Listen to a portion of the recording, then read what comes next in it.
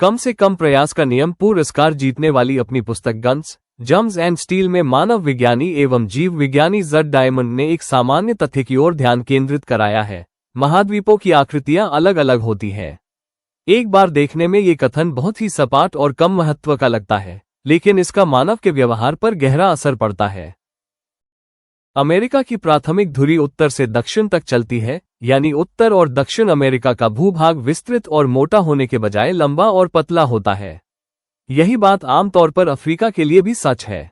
इस बीच Europe, Asia और मध्य पूर्व को बनाने वाला भूभाग इसके विपरीत है। भूभाग का ये बड़ा हिस्सा आकार में अधिक ईस्ट वेस्ट हो जाता है।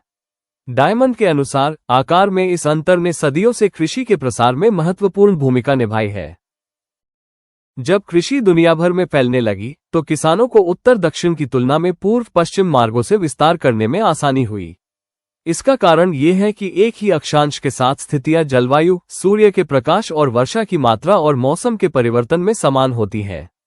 इन कारकों ने यूरोप और एशिया में किसानों को कुछ फसलों को घरेलू बनाने और फ्रांस से चीन तक के भूभाग पर उन्हें उगाने की गुंजाइश दी। तुलनात्मक रूप से उत्तर से दक्षिण की ओर यात्रा करते समय जलवायु में बहुत भिन्नता होती है। जरा सोचिए, कनाडा के मुकाबले फ्लोरिडा में मौसम कितना अलग है। आप दुनिया के सबसे प्रतिभाशाली किसान हो सकते हैं, लेकिन इससे आपको कनाडा की सर्दियों में फ्लोरिडा के संतरे उगाने में मदद नहीं मिलेगी। बर्फ मिट्टी का कमजोर विकल्प है। उत्तर दक्षिण मार्गों पर फसलों के विस्तार के लिए जब भी जलवायु में बदलाव हो, तब किसानों को नए पौधों को खोजना और उन्हें घरेलू बनाना होगा।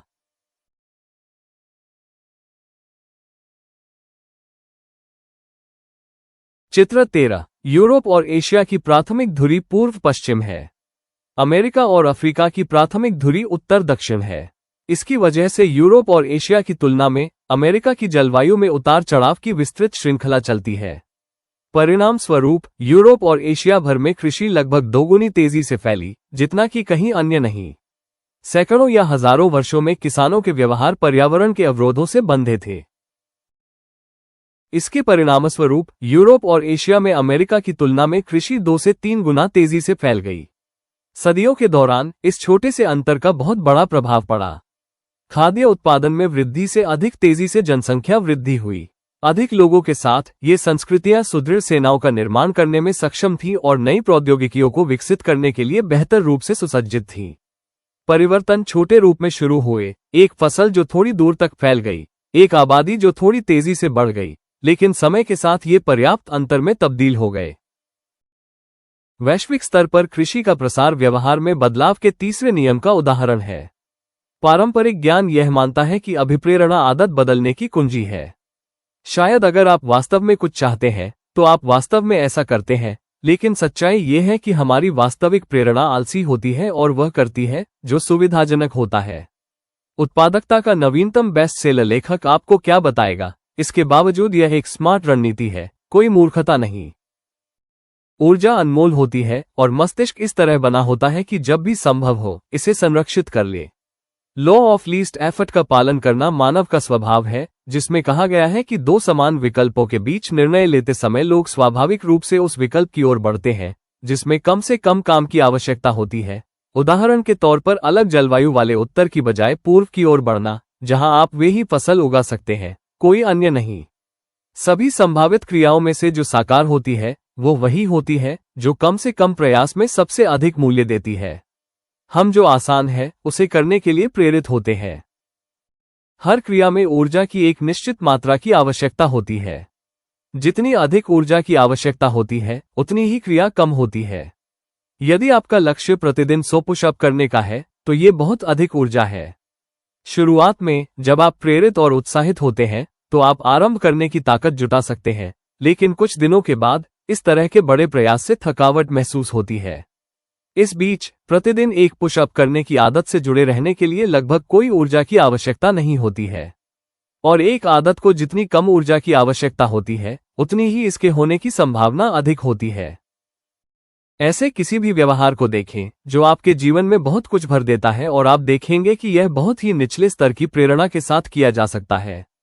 फोन पर स्क्रॉल करना, ईमेल की जांच करना और टेलीविजन देखना जैसी आदतें हमारे समय का बड़ा हिस्सा छीन लेती हैं, क्योंकि उन्हें लगभग प्रयास के बिना ही किया जा सकता है।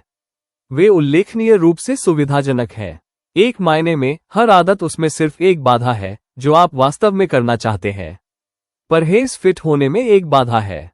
ध्यान शांति महसूस करने में एक बाधा है। जर्नलिंग स्पष्ट रूप से सोचने में एक बाधा है। आप वास्तव में आदत नहीं चाहते हैं। आप वास्तव में वो परिणाम चाहते हैं जो आदतें प्रदान करती है। अधिक से अधिक बाधा यानी उतनी ही अधिक कठिन आदत जो आपके और आपके इच्छित अंत के बीच उतने ही अधिक टकराव को प्रदर्शित करती है। यही कारण है कि आपकी आदतों को इतना आसान बनाना महत्वपूर्ण है कि आप उन्हें तब भी करें जब आप ऐसा महसूस भी नहीं करें। यदि आप अपनी अच्छी आदतों को अधिक सुविधाजनक बना सकते हैं तो आपके द्वारा उनका अनुसरण करने की अधिक संभावना होगी। लेकिन उन क्षणों के बारे में क्या जब हम विपरीत कर रहे होते हैं? यदि हम सभी इतने आलसी हैं तो आप लोगों द्वारा पूरी की जाने वाली कठिन चीजों की व्याख्या कैसे करेंगे?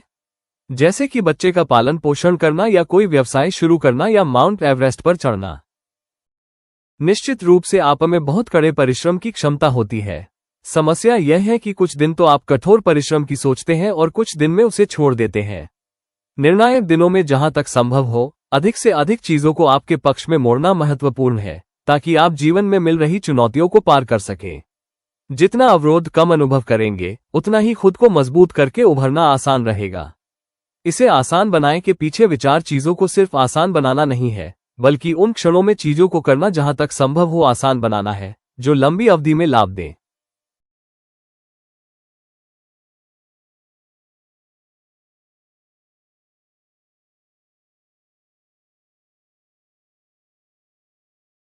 Benefits of reading a book.